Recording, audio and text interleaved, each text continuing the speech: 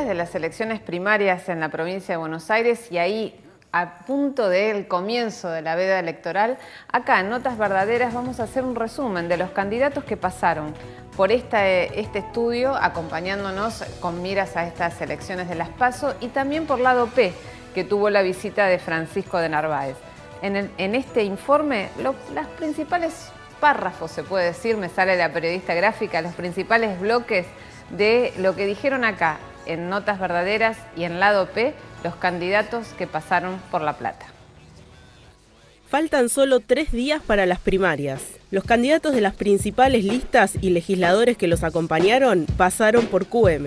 Las listas del PJ en la provincia de Buenos Aires no es solo que representan más o menos lo mismo en términos políticos, porque todos los que van en esas listas, llámese Insaurralde, Massa o de Narváez, pertenecen al mismo partido político, no solamente porque todos ellos de manera directa o indirecta han formado parte del gobierno de esta provincia hace 25 años, sino porque además uno ve un hilo conductor como demasiado parecido a las personas, más allá de lo político, de lo partidario. ¿Qué quiero decir? La verdad es que si uno hoy toma al gobernador Scioli, a de Narváez, a Massa, a Insaurralde, son demasiado parecidos.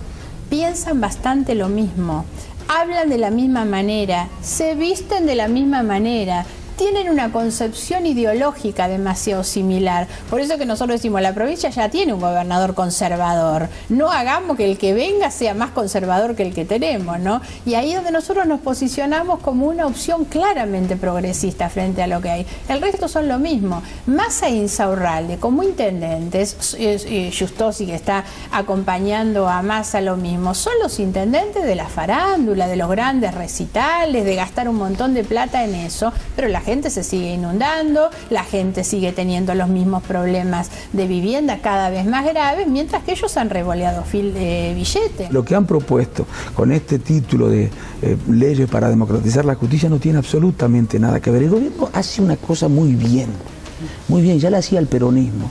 Utiliza todo lo que es el lenguaje emotivo, palabras que tienen una resonancia positiva, emocional en la sociedad, las utiliza muy bien para ocultar segundas intenciones.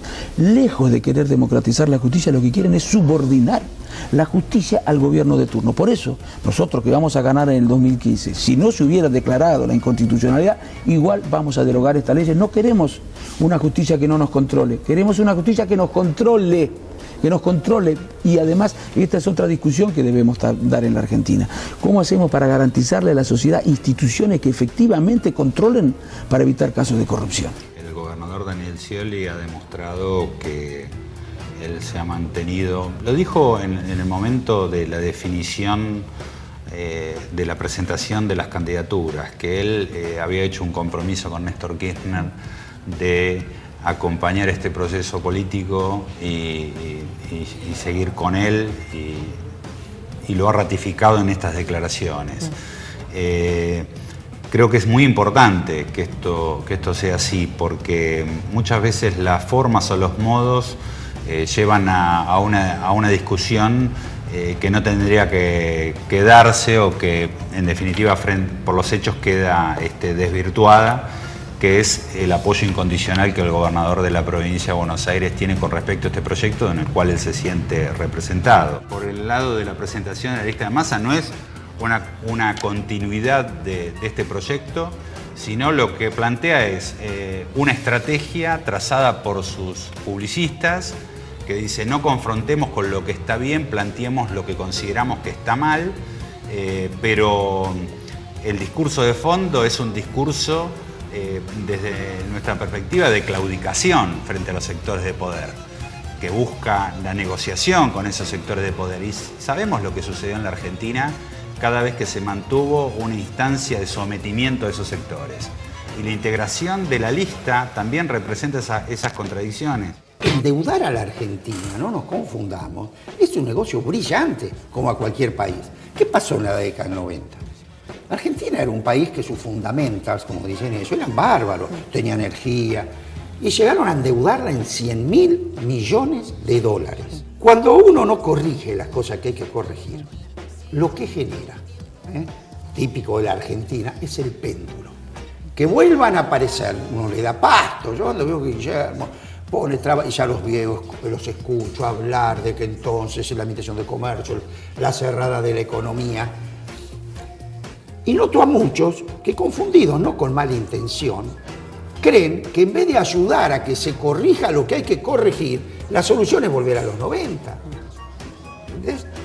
Esto es lo que yo creo que por eso tenemos que salir a mostrar lo que se ha hecho, ese camino que no hay que volver a recorrer, pero diciendo que entendemos lo que hace falta hacer, ¿no? No negarlo. Nunca se planteó un debate de la forma, y esto, insisto, no es una invitación porque no me corresponde a mí invitar, lo que hago es una propuesta. De hecho, la carta que mandé es, les propongo, te propongo Margarita, te propongo Sergio, te propongo Martín, que le demos a los 16 millones de bonaerenses, 11 de ellos votan, la posibilidad de escucharnos, y esto enriquece la decisión. No hay mejor decisión que tiene que elegir, que tenga información para elegir. ¿Usted cree que alguien a mí me pregunta, después de estar desde el 2005 confrontando con esta forma de gobierno que nos está llevando a una forma de vida que ya nadie o la mayoría no quiere más? Me preguntan a mí si yo acompañaría a Cristina en una reforma constitucional. Yo no tengo que ir a ninguna escribanía. De Narváez quiso ser gobernador de Bogotá, de la provincia de Buenos Aires, y en su planteo decía que tenía un plan. Y cuando nosotros agarrábamos el plan y lo mirábamos, decía, no a la corrupción, lucha contra el narcotráfico. Es decir, estos son los tipos que nos quieren decir a nosotros lo que tenemos que hacer en política cuando uno está 15 horas laburando todos los días para revertir una realidad complicada y preocupante. Esto es lo que están planteando. Son aventureros que tienen plata y como tienen plata juegan a esta cosa. A algunos otros les gustan los caballos, a algunos otros le da por los aviones, el ala delta, las motos, no sé qué cosa. Y a él que tiene plata le gusta jugar a esto. No tiene una idea ni por casualidad, no es un hombre formado políticamente. No podría debatir sobre ningún tema porque no conoce de nada, son todos clichés muy chiquititos armados por preparadores de imagen de cuarta generación. Nuestro eslogan de campaña es venimos a unir el país, porque la verdad es que sentimos como que se ha fracturado la sociedad argentina. Entonces hay algunos que viven en un país y otros que viven en otro, y a nosotros nos parece que están bárbaras las diferencias, que no somos partidarios del discurso único de ninguna manera, la pluralidad, la diversidad, pero hay cuestiones estratégicas del país que nos tienen que tener unidos, aún desde las diferencias, y que además el adversario político no puede ser el enemigo, tiene que ser justamente un adversario político con el cual disiento, discuto, debato, y en algún punto me pongo de acuerdo en algunas cosas y en otras no.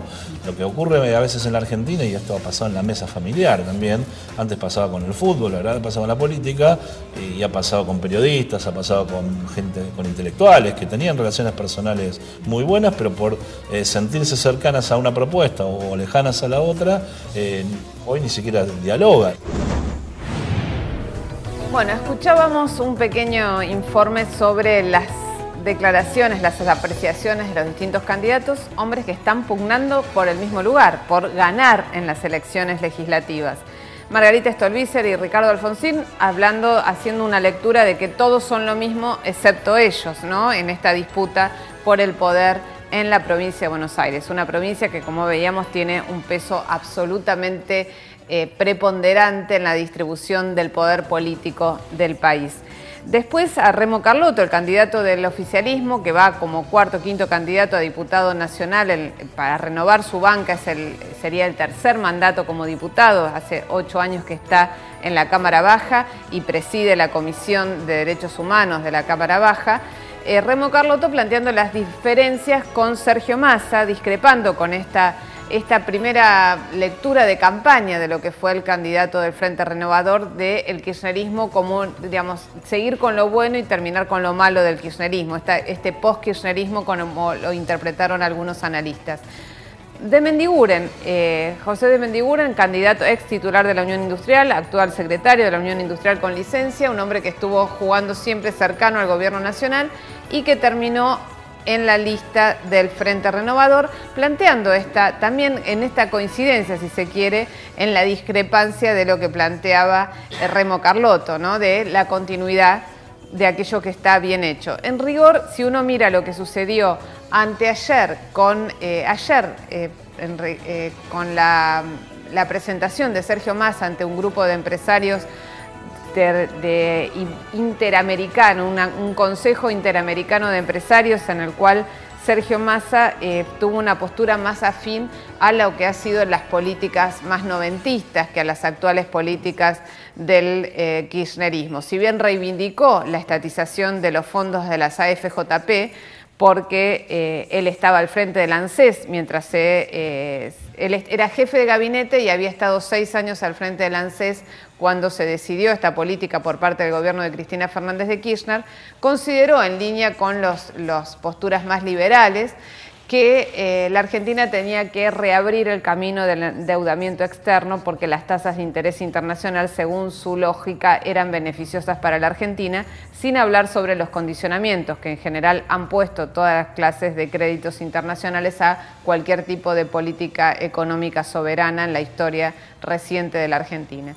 Después veíamos también a Milman, otro de los candidatos del GEN, es candidato del GEN y ahora candidato en este frente con Margarita Stolbizer y Ricardo Alfonsín, un hombre que proviene del radicalismo y en la misma línea que los dos referentes máximos de esta lista, es decir, pugnando por el triunfo de un sector no peronista en la provincia de Buenos Aires. Y finalmente también escuchábamos a Francisco de Narváez, que se planta como el candidato opositor y sigue batallando con la idea de la oposición a cualquier tipo de reforma constitucional. En este sentido es llamativa la posición de uno de sus aliados para este frente electoral que se conformó en esta oportunidad en la provincia de Buenos Aires con de Narváez, que es el ex titular de la CGT y ahora titular de uno de los sectores de la CGT, Hugo Moyano, quien en reiteradas declaraciones periodísticas ha dicho que considera que el tema de la reforma constitucional ya fue en la Argentina, que no es una posibilidad.